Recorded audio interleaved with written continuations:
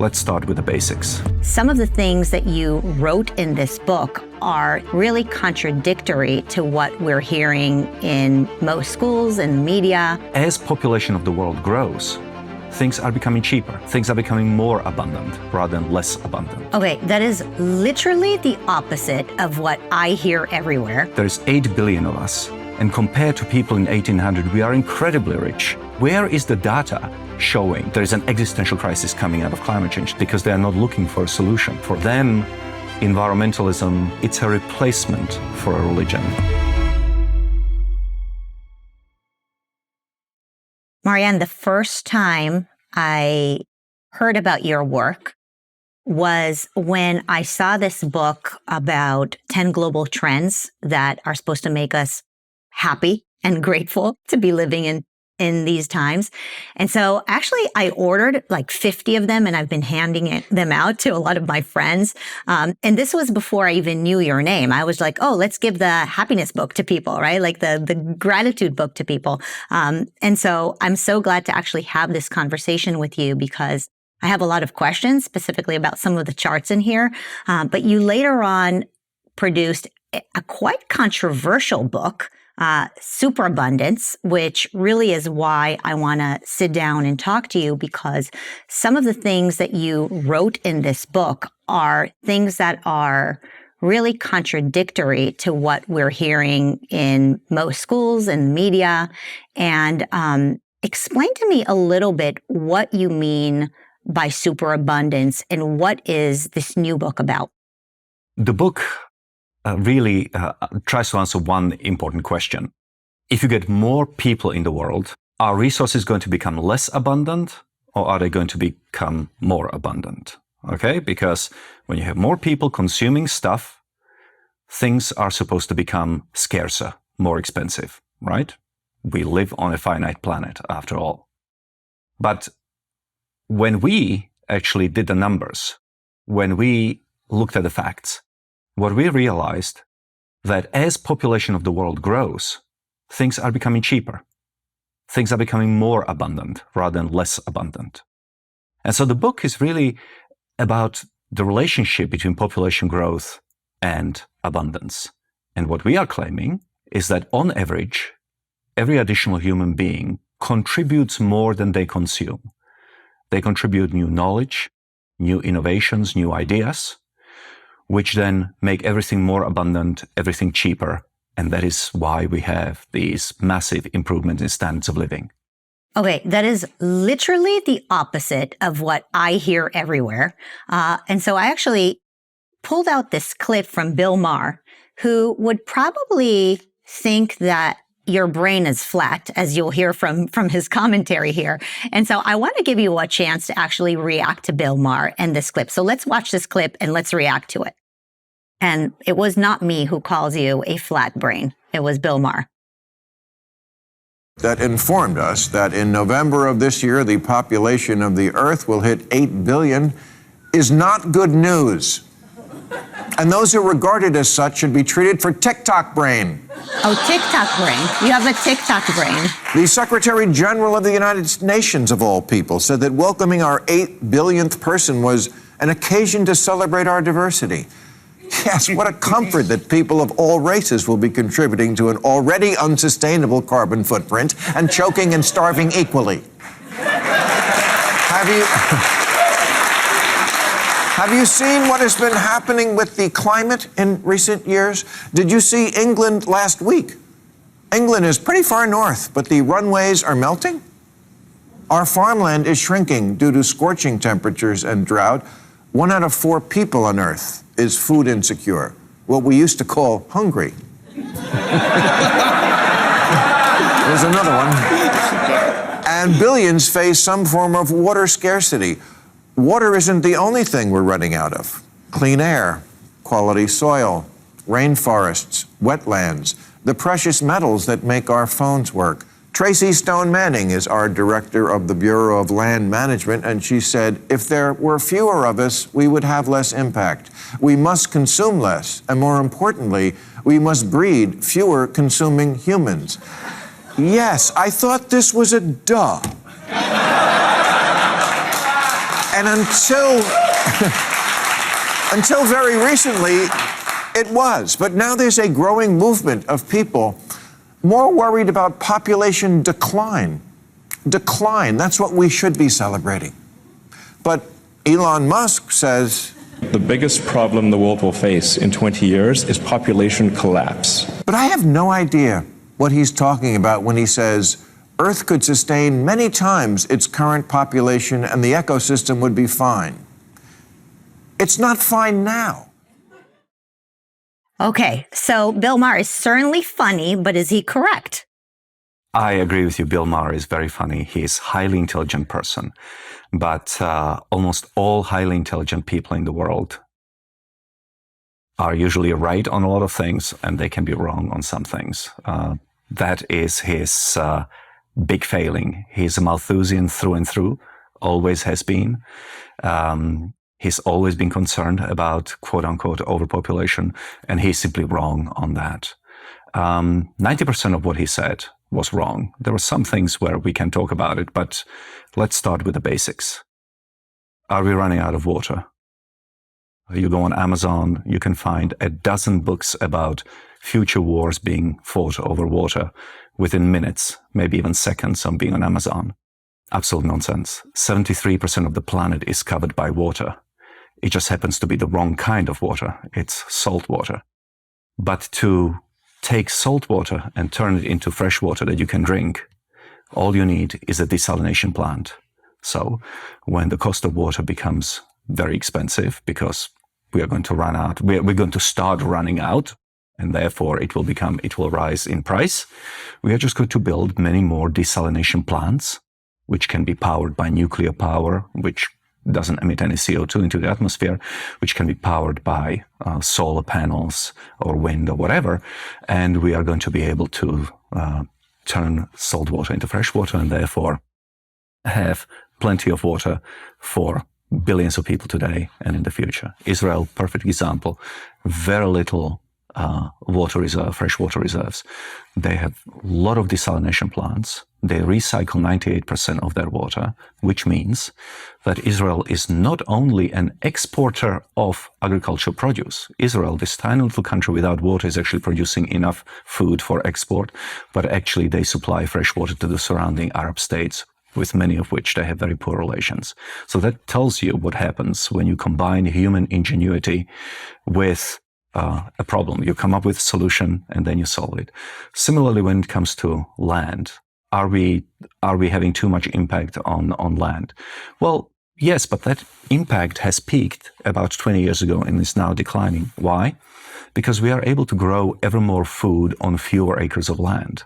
Obviously, in the past, when our technology and our understanding of the natural world was very primitive, we needed a lot of acres of land to produce enough food to feed a much smaller population. But now our yields of corn and wheat and barley and whatever else per acre of land has exploded exponentially, so that we can grow more food on smaller acreage of land, and we are able to return that land back to nature. We have smart agriculture, which allows you to know exactly how much water each plant needs because it has a tiny little microchip attached to it. We have artificial fertilizers, so we no longer have to rely on human or animal excrement in order to increase the yield. And we have actually, right now, the big thing is to start producing food in cities, in these glass skyscrapers, where you can produce them actually vertically with very little soil, and it's mostly water. They're called hydroponics. So there's a lot of innovation that is going on in the world in terms of food production, in terms of the entire environmental picture. The big mistake that Bill makes, the lesson that he hasn't learned, is that human beings are fundamentally different from other animals. Other animals, when the times are good, you have a lot of food, they eat a lot, they procreate a lot, they consume everything around them, and then the population collapses. But we are not just consumers. We are a different type of animal. We are innovators. We are long-term planners. We have reason. We are able to create processes, improve our productivity in such a way that we can get more food from less land, more food with fewer inputs, more food at a cheaper cost. And we've been doing this for a very long time. But wouldn't he say, and people like him say, that still more population means robbing the earth from its resources? We're still, more population, still using more of Earth's resources, more land, creating a larger carbon footprint, which apparently is something that they're very concerned about. What's your answer to that? What does it mean to be using resources? The same resources which caveman had, we have. They are still here. For now, steel may be trapped in high-rise buildings, but if suddenly we couldn't produce any more steel, we could still extract steel from those buildings, meaning all the resources that we need are still here. Some of them are being used, but they can be reused. All you need is new knowledge to take the atoms which we are currently using in a certain way and reuse them in a different way. A perfect example of that would be something like lithium. Now that so many cars are becoming electric cars, you can't open a newspaper without somebody freaking out about what will happen when we run out of lithium. Right.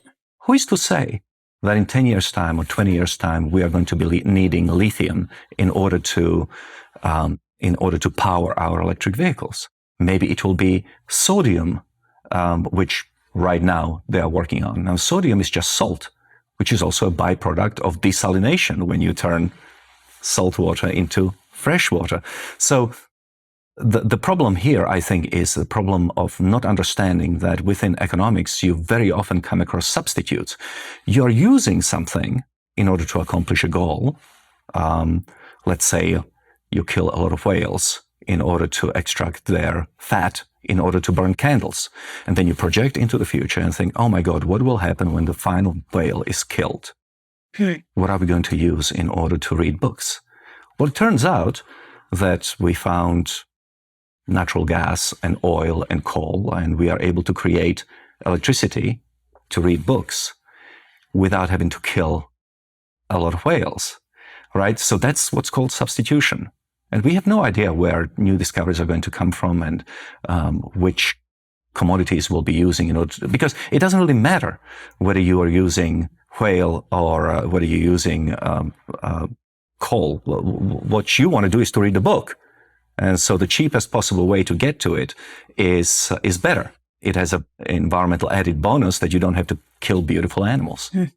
I like this example that you give with the pizzas, because most of us think in terms of the resources that the earth has to offer are like, one pizza, that as long as we all have to share this one pizza, the pizza gets thinner and thinner and thinner. And the example that you give, or the analogy that you give, is that, having a larger population actually leads us to not having to necessarily take that one pizza and smush it out and share it, but actually there's creations of new pizzas because there's additional people that are problem solving for us. And I think this is something that is very, very difficult for people to grapple with, because it's not intuitive for us to think in terms of the new pizzas that have not emerged into the scene yet, right? We really just think about, well, these are the resources and the needs that we're aware of right now, and therefore we're probably going to need those forever.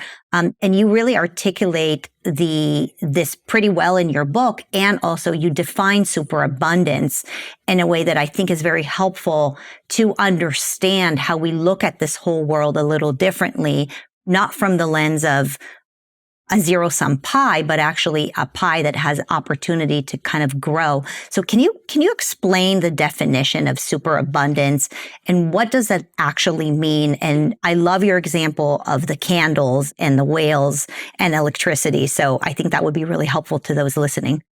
Well, let's start with the pizza example. The point is that there is no fixed sized pizza, and the more people you have, the thinner the slices must get. Pizza can be grown, and it's being grown all the time. One thing that Bill Maher said, which is both true and completely misleading, he said that there is a share of humanity, maybe it was 1 in 4 people, who are going hungry. That is true. But famines no longer exist in the world outside of war zones. In Europe, prior to modernity, you would have a famine almost every 8 years, where often hundreds of thousands, even millions of people died because they literally had no food at all. Today in the world, you still have, you see, they switched the terminology. They no longer talk about starvation and famines. They talk about food insecurity. Yes, it is true that around the world, a share of humanity still has food insecurity. Maybe they cannot eat 3 times a day. Maybe they can eat twice a day. Or in worst case scenario, once a day instead of twice a day. And that, thankfully, is improving. But the point is that people are no longer dying by millions because they have no food at all. So by talking about food insecurity, he is able to mislead people. Because, in fact, that number actually shows progress. It shows that we are no longer dying because we don't have any food. So he's taking something that is actually very positive and turning it into something negative. A perfect example of growing the pie, that 8 billion people can live in a world where some people may still be hungry, but nobody is dying of hunger, would be like what happened to fertilizer. For thousands of years, we would use human and animal fertilizer, excrement, in order to fertilize our fields, which was incredibly dangerous for a variety of gastrointestinal reasons and so forth. And then in the 19th century, people discovered that there is a lot of fertilizing potential in guano, which is basically bird poopings in South America. So ships from Europe would sail to South America and they would get this guano, which is just fossilized bird poop, and then we would sprinkle it on fields in Europe, and suddenly there would be much more food. But then guano started becoming quite expensive in the mid to late 19th century as we were running out of those deposits, until 2 Germans, Haber and Bosch, came along and decided, why don't we create synthetic fertilizer, which uses natural gas, turns it into ammonia, and right now something like half of the world is basically being fed through this process of synthetic fertilization. So here you have a case where 2 people have contributed to growing this pie, this pizza pie, much, much bigger. So in this book, we went back all the way to 1850 and we look at hundreds of different commodities: food, fuel, finished goods, and so forth. And we found that all of them are getting cheaper relative to income. So none of them are becoming less abundant. All of them are becoming more abundant. But then we notice something interesting. You can grow abundance at 2 different speeds: less than population and more than population. So let me explain that. So let's say population in the world is growing at 2% a year, but abundance is growing only at 1% a year. We just call that growth in abundance. It's still growing, right? But what we found is that actually, in every case, abundance is growing at a faster rate than population. So if population is growing at 2%, but your abundance is increasing at 3% or even 3.5%, then that's what we call superabundance. And there's a gap opening up between population, 2%, abundance, 3.5%. And that gap is the new knowledge that is produced in the human mind. Well, and that gap also reflects the fact that we're all effectively richer, right? I mean, we want a huge gap between our population growth and the abundance of the resources that are made available to us. I think in your book, you mentioned that it's a 1% to 3% ratio. Is that right? In our book, what we have found is that, contrary to misperception, abundance is increasing at a faster pace than previous decades, meaning we did not see some sort of a secular stagnation that a lot of people are complaining about. What we have seen is that when you compare prices of goods to wages, actually the speed of progress, growth of abundance, is increasing rather than decreasing. How do you measure abundance? How do you measure that? Because in order to put it into a chart, you have to create a measurement for it, right? That's right. So we measure abundance in time prices. Let me explain what that means. So what we wanted to do, we want to go back in time as far as possible, say 1850 or 1900, whatever. And we are racking our brains. So how are we going to account for inflation and things like that? Because, how do we compare countries against each other? You need exchange rates and purchasing power parities and so on. So instead, what we are using is time prices. What we are saying is, how much did this mug cost in dollars in 1850? And how much was a typical worker, let's say manufacturing laborer, earning per hour in 1850? And once you divide the price by the hourly income, you get hours and minutes of work. So let's say that it cost me an hour of work in 1850 to buy this mug. Then you fast forward to 2020 or 2023. You take the same mug and you ask, how much does it cost and how much am I making per hour? And if suddenly the price falls from 1 hour to 30 minutes, then you are twice as well off. So basically, everything that we measure in superabundance is measured in time prices. The length of time it takes you to earn enough money to be able to buy something. Let me give you a typical example. Over the last 100 years, in the United States, a blue-collar worker, let's say somebody who worked in the Ford factory making automobiles. What was it called? The T-type? No, the Model T. Model T. In 1919, and you compare that person making a Chevrolet today in the United States. Okay, what we found was that the price of eggs has fallen so much that for the same amount of work that would get one egg to the worker in 1919, he can now get 36 eggs today. The same amount of work that would get the manufacturing laborer making a car, one chicken in 1919 got him 26 chickens in 2019.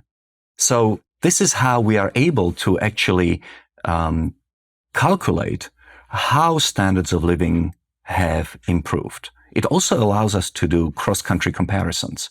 We don't have to do exchange rates between the currency in Japan and China and the United States. We just say, how long does a Chinese laborer or a Japanese laborer have to work? How many minutes to buy this cup? How many minutes does an American worker have to do that? And then you can see how they compare toward each other. Brilliant. So one of the questions I like to ask when people confront me with ideas that we're hearing through our education system or in the media that are simply wrong is, why are we hearing the wrong things? I know that there is a man by the name of Paul-Ehrlich who came up with this idea that there is a population bomb ahead of us. And for some reason, it was his ideas that propagated through our systems, and it's basically what we've come to believe. Why have we not heard Julian Simon's idea? Why are we so focused on this apocalyptic, end of the world, let's not repopulate? Why are we hearing the lies and not the truth? I think partly because it's dramatic. Drama sells. It's very difficult to make a movie about a happy family where everything is working out. There is no drama. There's nothing to talk about. It's just a normal family. Like 99.99% of all families in the United States today will go to bed having a perfectly normal day. So it's not a story. But if all of them die in a horrible car accident, that suddenly is a story worth reporting in the media. If it bleeds, it leads, right? And during human evolution, we have really evolved to look at the negative because the world was so much less hospitable than it is today. So many things could kill us, eat us, destroy us, that we have evolved to look out for danger. And whereas the world is much more peaceful and much more prosperous and much healthier and better educated today, that is only the story of the last 200 years. So the genes haven't had enough time to change. We are still the Stone Age brain looking out for dangers. We react to that story on TV. Why is it that the newscast at 8 p.m. or 6 p.m. always leads with the most dramatic thing? Because if you want to grab people's attention, you always start with that which is most traumatic. And that is why I think people like Paul Ehrlich had such sway. So it's our human instinct to actually watch out for danger and also to consider what are the finite resources that we may or may not be able to get a hold of. What did Julian Simon say? Because he had an argument with Paul Ehrlich. Yeah. So let's start with Paul Ehrlich. In 1968, he wrote a very famous book called Population Bomb. Sold 3 million copies, translated into many languages. As an author, believe me, I would love to sell 3 million copies. After this episode, they're all going to buy your book. Please, So the premise of the book was very simple. The population was expanding.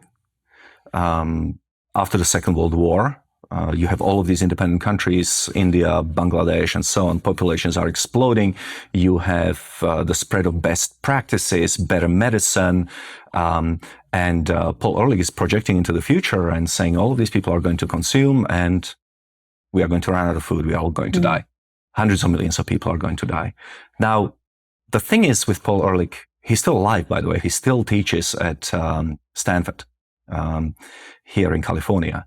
And the problem is that he's a biologist. He thinks of us in the same way as all the other animals. Too much food, too much sex between animals, too many babies, too much consumption. One pizza collapse, right? And what really made Paul Ehrlich so famous was that he became the most frequent guest on The Tonight Show with Johnny Carson. And one person watching the show on the other side of the country at the University of Maryland was an economist by the name of Julian Simon. And he couldn't believe what he was hearing because his numbers were telling him the exact opposite, that things were becoming cheaper. So Simon challenged Ehrlich to a bet. Ehrlich, not Simon, Ehrlich would choose 5 commodities over a 10-year period. And if those commodities became cheaper, then Ehrlich would pay Simon. But if they became more expensive, then Simon would pay Ehrlich. They both agreed that there is some sort of a relationship between population and resources. Ehrlich was arguing that as population was going to grow, and indeed population over those 10 years grew by 800 million people. Ehrlich argued that as population grew over those 10 years, resources were going to become scarcer and therefore more expensive. Simon was saying no, as population grew over those 10 years, by 800 million, resources were actually going to become cheaper and more abundant. Well, the bet ended in 1990. The bet was from 1980 to 1990. And the 5 commodities fell in average by 36%. So you added 800 million people, but resources fell in price, adjusted for inflation, by 36%. And so Ehrlich had to send Simon a check for something like $576. So Simon won that bet.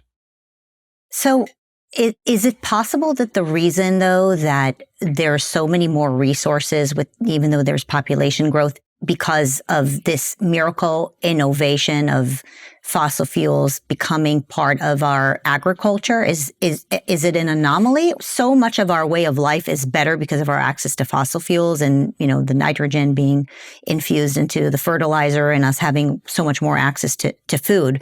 Is it possible that innovation is an anomaly, or were you able to prove that this is actually something that is continuous with population growth? Because your point is that a larger population means more innovation. And so are you able to, right? That's your point. It's like more people, more innovation. Yeah. But not everybody is inventing stuff.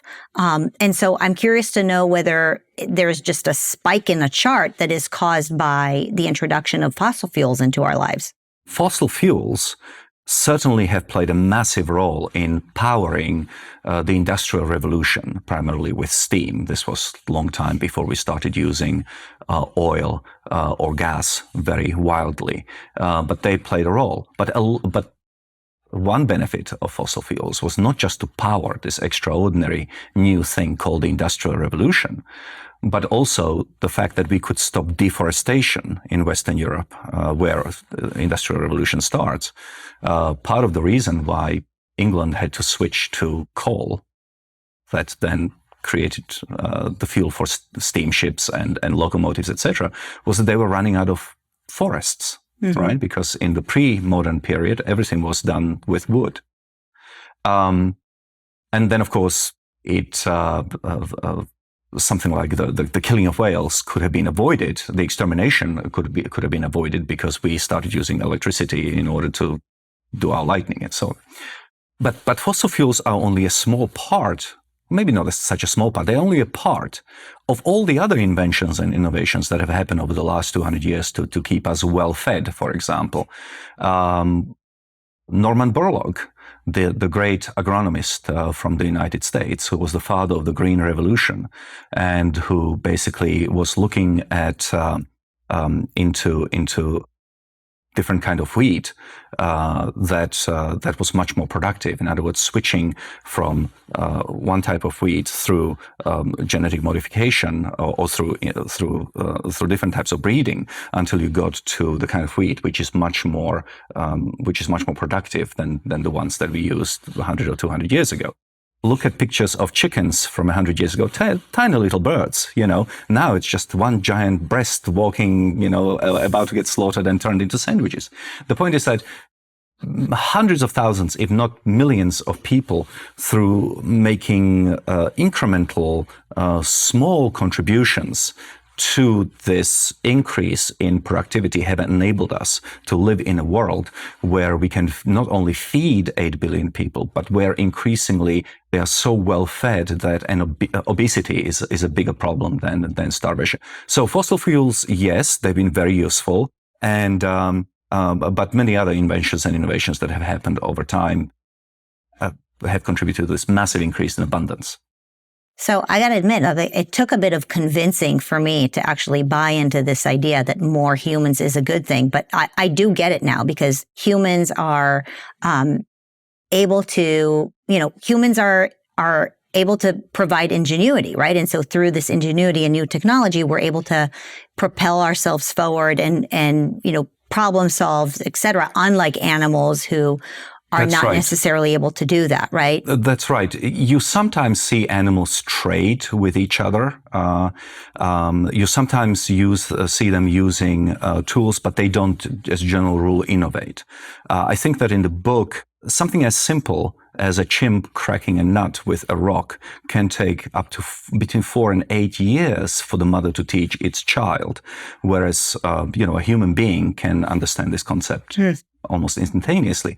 The point being that in our model, we start with the overall population. Only a small fraction of humanity invents or innovates anything. It's single digits, maybe 6%, maybe 5%. So the bigger the population you have, then the absolute number of people who are going to be inventors or innovators is going to be growing larger with the big population, but the share is always going to remain very small, okay, the percentage. Mm-hmm. And so the bigger population you have, the more people you are going to have who are going to come up with new ideas. And so people come up with new ideas, which then they turn into inventions. But sometimes inventions are bad, sometimes they are good, sometimes they are useless, sometimes they are useful, valuable, not valuable. So that's why you also need the free market to decide which of these inventions is creating new value. And at the end of the process, I mean, the perfect example would be something like the BlackBerry versus smartphone, right? I mean, you need the marketplace to sort out what is actually a more valuable product. We ended up with smartphones. And at the end of the day, you're going to have a new innovation that increases productivity and therefore standards of living. So that's how it works. You have the largest possible population. The tiny little sliver that produces new ideas remains the same, but the bigger the population, the more people you have, the more innovators you have.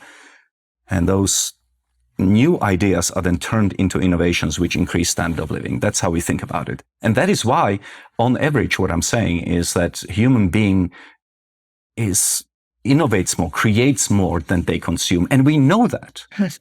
We know that. We can show that. If the listener or the viewer thinks about it for just a nanosecond, they will understand this.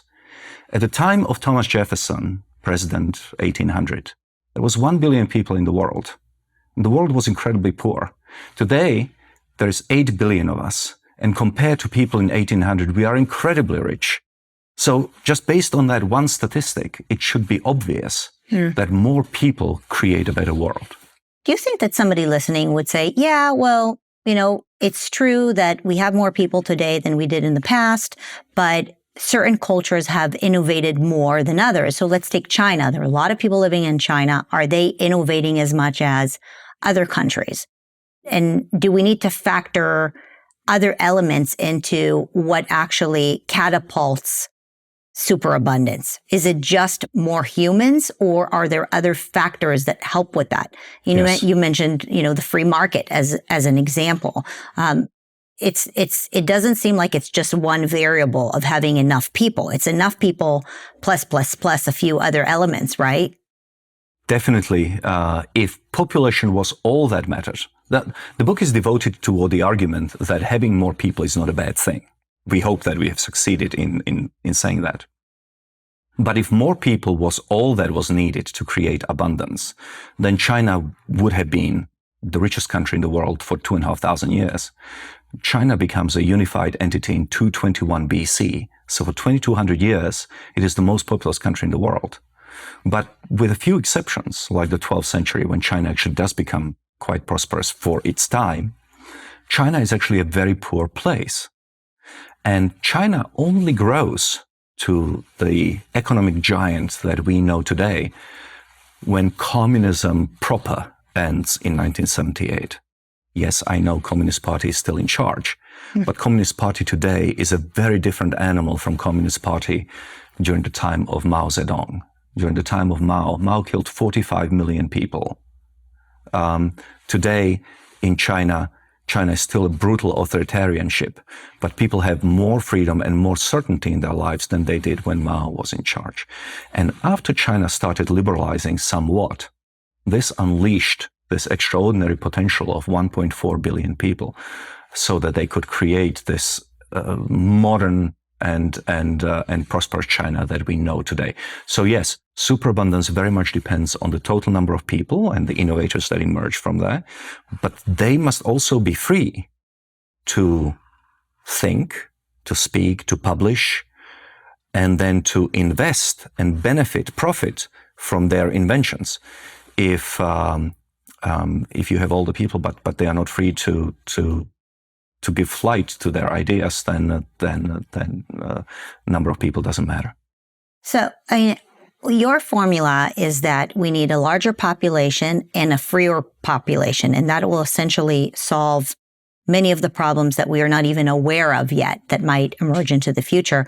Are we doing the opposite in America today? I mean, it seems like, you watched Bill Maher's episode, and you hear this all over the place where people are told that they should have less children because it's going to impact the globe, right? Global warming. And we're also told that we should have less capitalism, less economic freedom. All of these things that you're saying are part of the formula that has led to prosperity. It does seem like we're going a little backwards. And why do you think we're doing this to ourselves? Well, speaking globally, it's technically possible that you could have stable population or even slightly decreasing population. But so long as the share of people who live in freedom is expanding globally again, then we can still maintain our economic growth rate and perhaps even improve on it. But that's not the way that the world is going.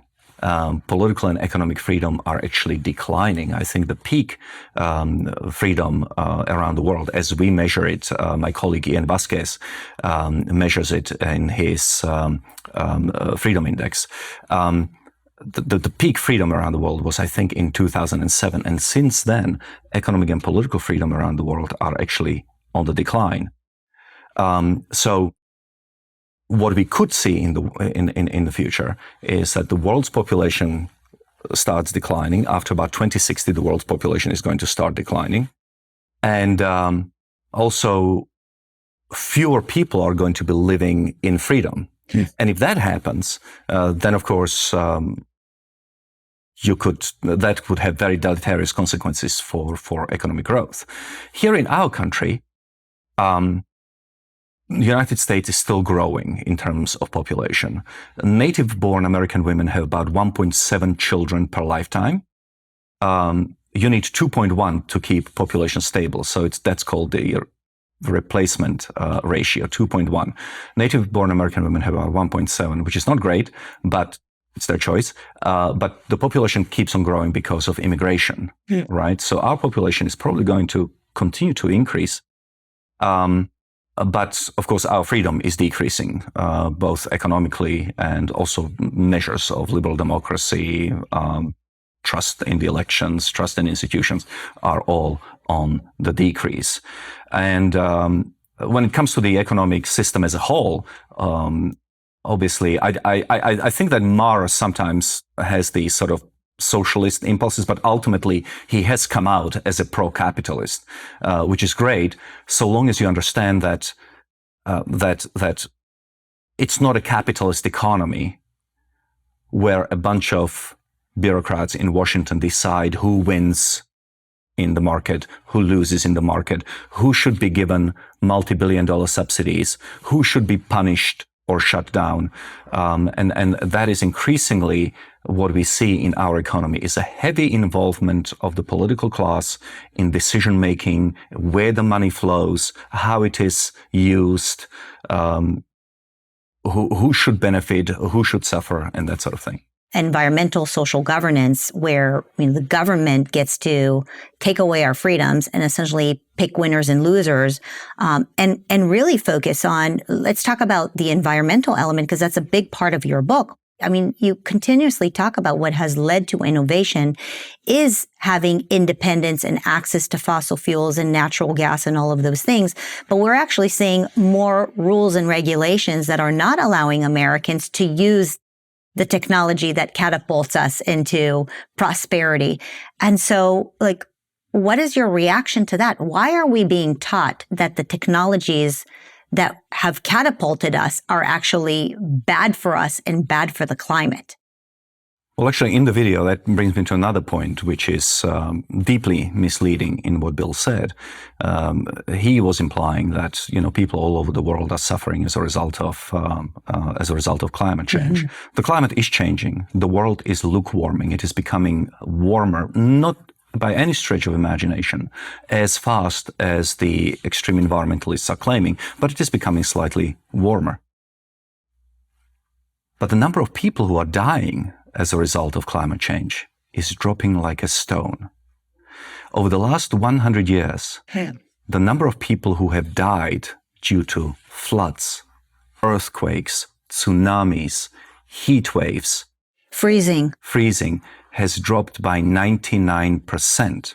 So, when the extreme environmentalists talk about an existential crisis, what I see is a problem that can be solved through, for example, building more nuclear power stations, which do not emit which don't emit any CO2 into the atmosphere. I do not see an existential crisis because I ask myself, existential for whom? Yeah. Well, it's obvious that it's existential for human beings, right? They are claiming that if things go as they are going, humanity will cease to exist because of climate change. But so far, we have seen the number of people dying due to climate change, due to extreme weather, actually decreasing. So where is the data showing that there is an existential crisis coming out of climate change? So far, it's not there. We are safer than we have ever been from extreme weather. Why? Well, first of all, we have sturdier buildings. We no longer live in shacks, so that when a hurricane comes, we all go on flying like Dorothy. Instead, we can withstand extreme weather because we have better buildings. We have sensors at the bottom of the sea and in the oceans that will inform us about a potential earthquake or a volcanic eruption in the middle of the ocean. So that gives us time to warn people living on islands or in low-lying areas to move to higher ground. We have satellites which tell us with some precision which way the hurricane or the tornado will be going, so that we can warn people, sometimes days in advance, that they should vacate areas where danger may be lurking. So I don't see an existential crisis. I see a problem that, yes, ideally we would stop producing more CO2 into the atmosphere. I see a solution, which could include building more nuclear power stations. And instead, what we get from the extreme environmentalists is always no. Let me give you an example. I mean, the nuclear power is one perfect example. You have a solution, tried and tested, that could resolve their main issue, which is CO2. They say no. Okay. You have the concern of the biosphere, which is to say the environmentalists want as much of the world to be protected from human exploitation so that it can be enjoyed by animals and flora. So people like me come along and say, well, we could solve this by having genetically modified organisms, food, that we can grow better plants that don't need much water. They don't need so much fertilizer. They don't need so many pesticides. We can genetically modify them so that they are really sturdy and that deliver huge yield per acre of land. And then we can return the rest of nature back to animals. The answer is no. Why are they so anti-technology? Because they are not looking for a solution. For them, environmentalism is not so much a care about the planet, I'm convinced. It's like not the religion of green, basically? It's a replacement for a religion. It's a secular religion. Everybody needs to believe something in their lives, searching for some sense of the transcendental. And for a lot of people, I think, the belief in Mother Gaia, the unspoiled, virginal Mother Earth, has replaced the belief in the Garden of Eden.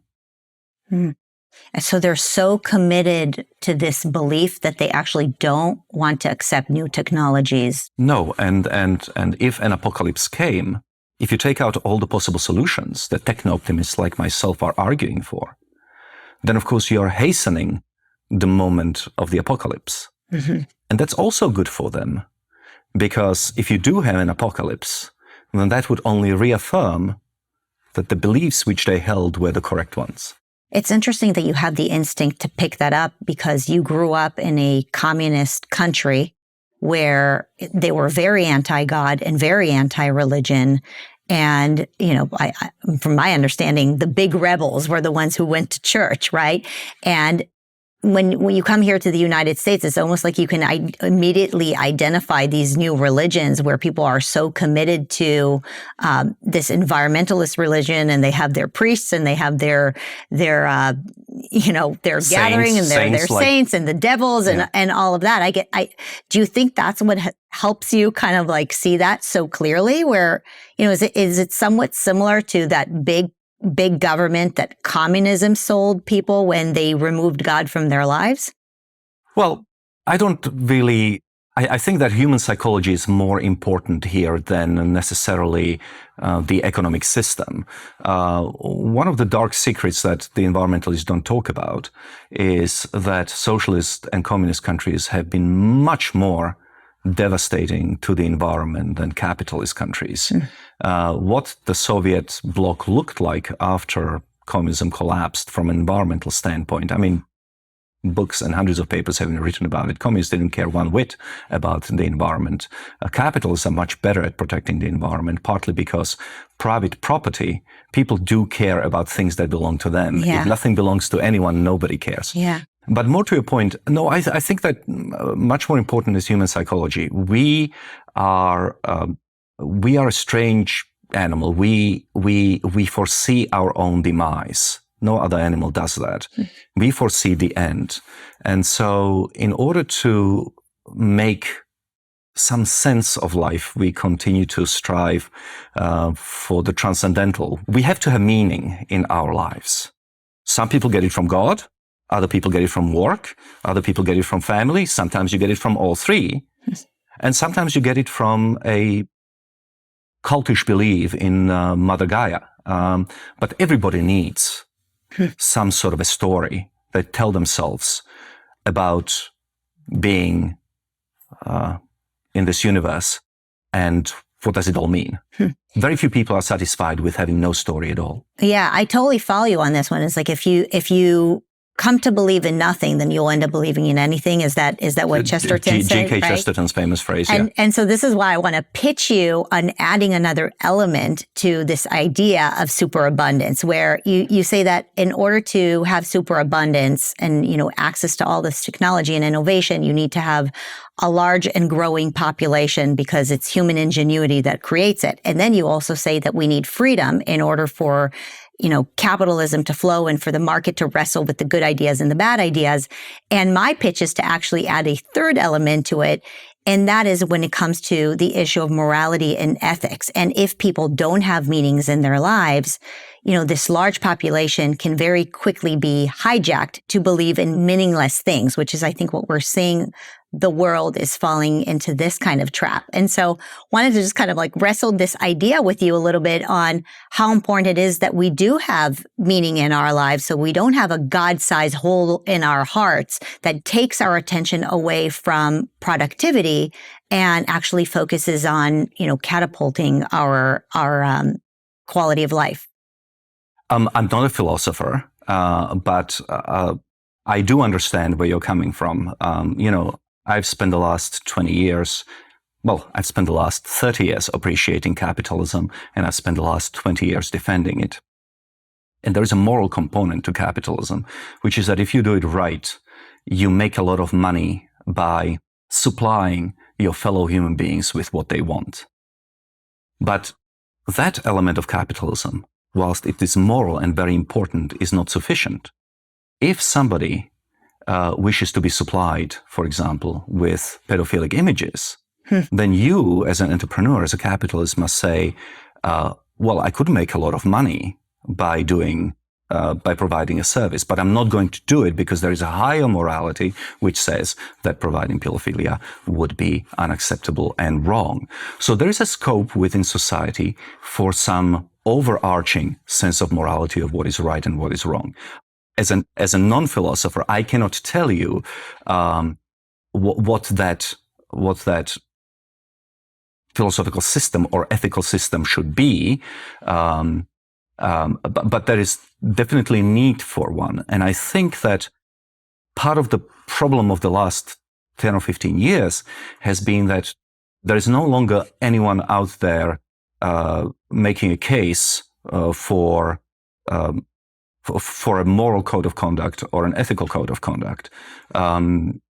Everything has become relativistic, and people who do say openly that they believe that certain way of conducting your life is better than the other are considered to be oppressive, or they are considered to be bigots, oppressive or bigoted or whatever. Now, I'm not saying that.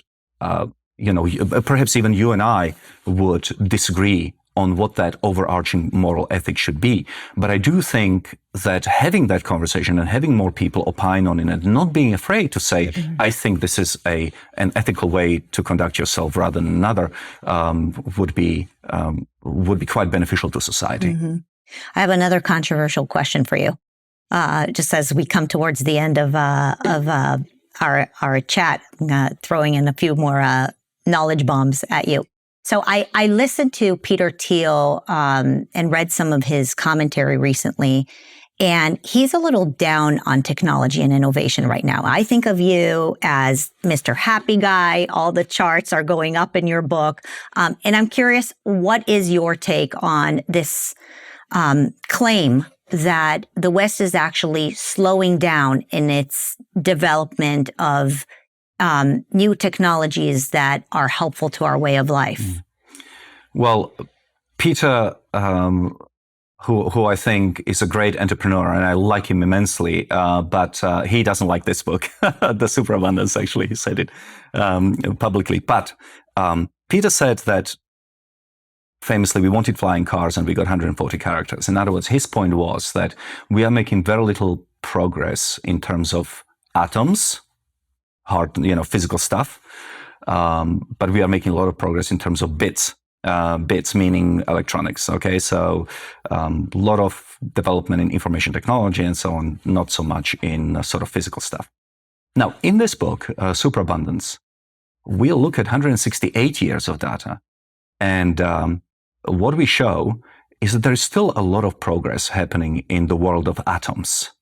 We are still creating a lot more value. We are still innovating our way towards ever cheaper production of food and fuel and natural resources, and actually that the speed of innovation, according to our numbers, is actually going up rather than down.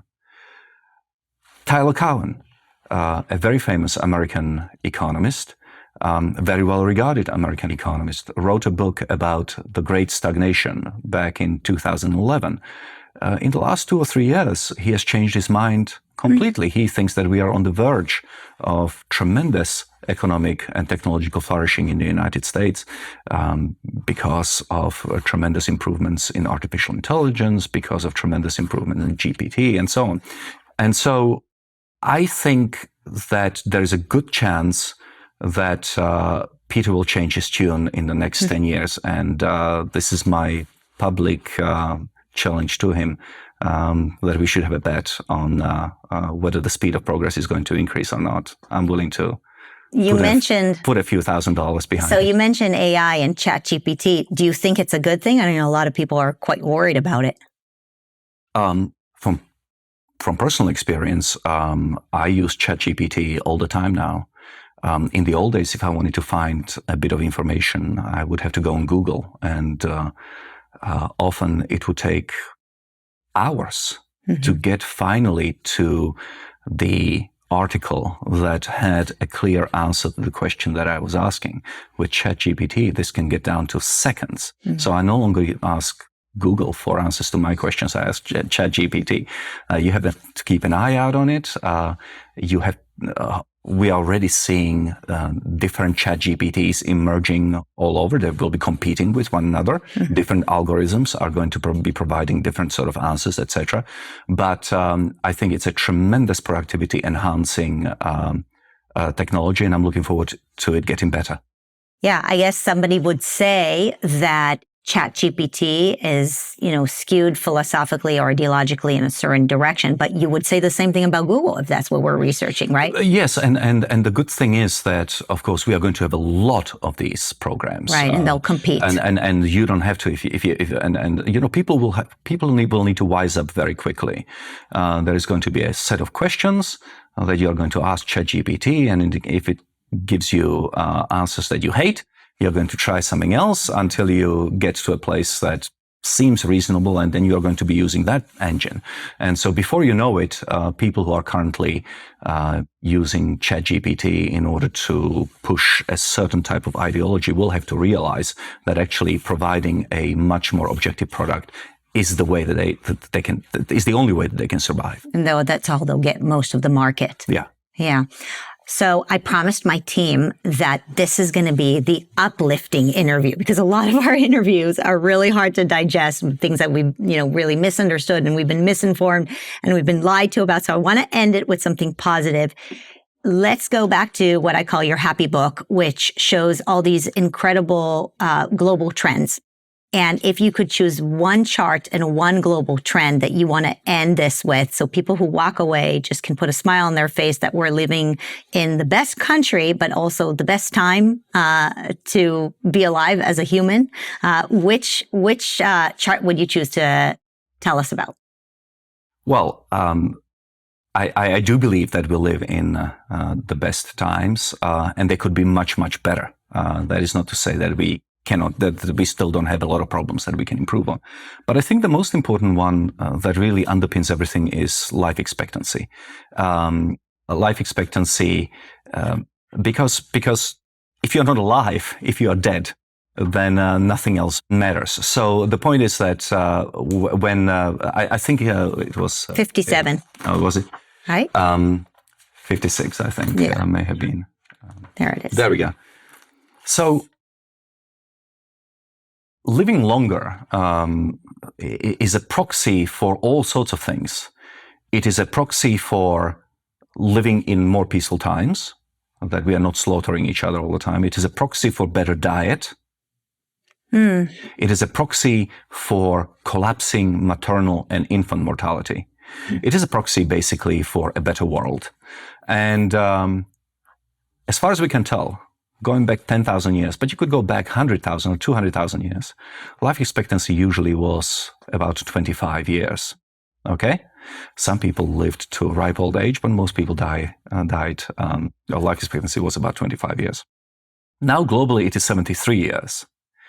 And that's remarkable because in 1900, when Theodore Roosevelt was president, in the richest countries in the world, life expectancy was 50. Today it is 73. And so we have all of this additional time to explore the world, to explore relationships, to play sports, to learn new things, to travel, to spend time with our families. And for that, I'm truly grateful. Well, Marian, thank you. And may you continue to do great work, and wishing you a long, prosperous life. Thank you very much. Thank you. L'chaim.